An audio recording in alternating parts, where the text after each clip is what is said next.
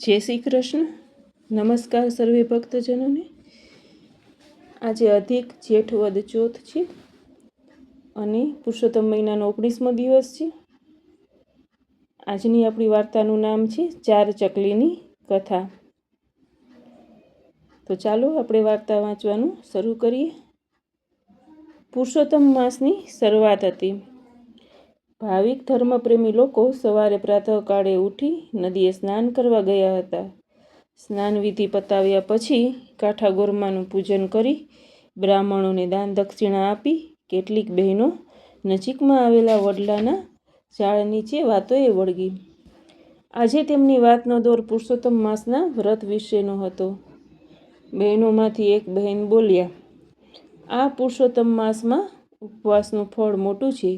ઉપવાસ કરે તેને ચોક્કસ ફળ મળે છે, તેમાં મિનમેક નથી. બીજા બહેન બોલ્યા, તમારી વાત સાચી છે. આમાં ઉપવાસ પણ અનેક રીતે કરવામાં આવે છે. કોઈ પૂર્ણ ઉપવાસ કરે છે, કોઈ ધારણા પારણા કરે છે, કોઈ એકટાણું કરે છે, જ્યારે કોઈ વ્રત રાખે છે પણ ઉપવાસ કરતા નથી.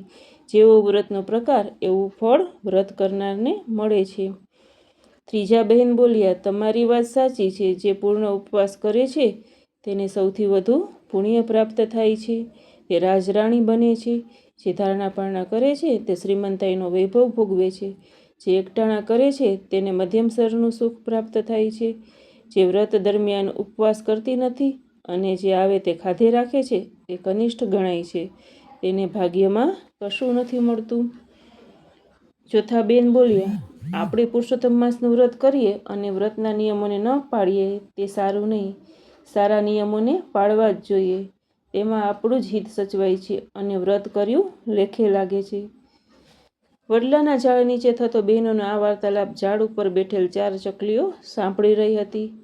ચકલીઓ માહોમાહે ચર્ચા કરવા લાગી. આ બહેનો જે વાત કરે છે તે સાચી છે કે ખોટી તેનું આપણે પારખું કરીએ.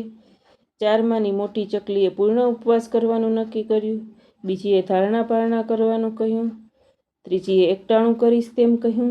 જ્યારે ચોથી સૌથી નાની ચકલીએ જણાવ્યું, બહેનો, મારાથી તો ભૂખ્યા રહેવાય નહીં, એટલે હું તો ભરપેટ ખાઈને વ્રત કરીશ. મારે કોઈ જાતનું બંધન નથી રાખવું. આમને આમ પુરુષોત્તમ માસ પૂરો થયો.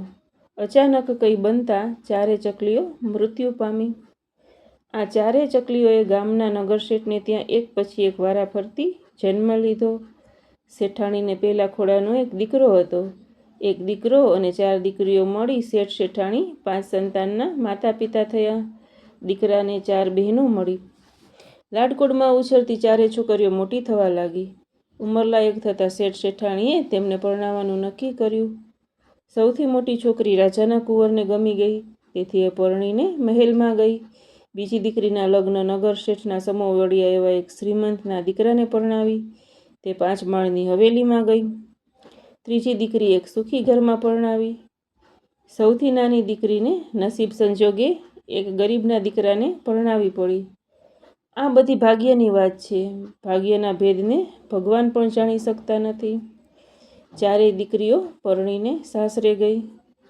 ચારેય દીકરીઓને પરણાવ્યા પછી શેઠ શેઠાણીએ નક્કી કર્યું કે હવે આપણે દીકરાને પરણાવીએ. તેમણે પોતાના જેવું સમોવડિયા ઘર શોધી કાઢી દીકરાના લગ્ન લીધા. તેમણે 4 દીકરીઓને લગ્નમાં આવવા માટેના આમંત્રણ મોકલી આપ્યા. ચારેયમાં જે સૌથી નાની હતી તે તો આમંત્રણ મળતા તરત પિયર પહોંચી ગઈ.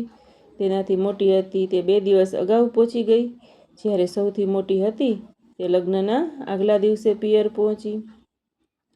શેઠ શેઠાણી અને દીકરીઓએ ભેગા મળી ભાઈને ધામધૂમથી પરણાવ્યો. ભાઈને પરણાવી બધા ઘેર આવી ગયા. 2-4 દિવસ દીકરીઓએ પિયરમાં આનંદ કર્યો. હવે દીકરીઓએ પોતાને ઘેર જવાનું નક્કી કર્યું. વિદાયની વેળા આવી. દીકરી પ્રસંગે આવી હોય તો મા બાપે કંઈક દેવું પડે. નગર શેઠે મોટી દીકરીને 15 તોલાનો હાર આપ્યો. તેનાથી નાની દીકરીને 10 તોલાનો પોચો આપ્યો. તેનાથી નાની દીકરીને 5 તોલાનો દોરો આપ્યો. જ્યારે સૌથી નાની દીકરીને સોનાને બદલે 2 જોડ કપડાં અને 5 ગુણી ઘઉં આપ્યા. આવા ભેદભાવભર્યા વ્યવહારથી સૌથી નાની દીકરીનું અંતર બળવા લાગ્યું. તે રડવા લાગી. ત્યારે સૌથી મોટી બહેને કહ્યું, બહેન, તું રડ નહીં. દરેકને પૂર્વજન્મની કરણી મુજબ ફળ મળ્યું છે. આગલા ભવમાં આપણે 4 બહેનો ચકલીઓ હતી. અધિક માસમાં આપણે પુરુષોત્તમ ભગવાનનું વ્રત લીધું હતું. તેમાં તે વ્રત સમયે ખાવા પીવાનો કોઈ નિયમ રાખ્યો નહીં, તેથી તને ગરીબાઈ મળી. તારાથી મોટી એકટાણું કર્યું, તેથી તેને સુખી ઘર મળ્યું. તેનાથી મોટીએ ધારણા પાણ્યા કર્યા, એટલે તેને શ્રીમંત ઘર મળ્યું. જ્યારે મેં વ્રત દરમિયાન પૂર્ણ ઉપવાસ કરવાથી તેના ફળરૂપે મને રાજકુટુંબ મળ્યું. આ બધું મને આગલો ભવ યાદ રહેવાથી તને જણાવું છું. હવે યાદ રાખજે કે જ્યારે પણ પુરુષોત્તમ માસ આવે ત્યારે પૂર્ણ શ્રદ્ધા અને ભાવથી પુરુષોત્તમ ભગવાનનું વ્રત કરજે. આખો મહિનો સ્નાન કરજે, કાઠાગોરમાનું પૂજન કરજે, દાન દક્ષિણા આપજે અને પૂર્ણ ઉપવાસ રહી પુરુષોત્તમ ભગવાનનું નામ સ્મરણ અને ભક્તિ કરજે. જેથી હવે પછીનો તારો ભવ સુધરી જશે અને તું પણ સુખી થઈશ. મોટી બહેનની વાત સાંભળી નાની બહેનનો અસંતોષ દૂર થયો. તેણે વિચાર્યું કે આમાં મા બાપનો દોષ નથી, પણ ભાગ્ય બળે જ આ બધું થઈ રહ્યું છે. બોલો શ્રી પુરુષોત્તમ ભગવાનની જય.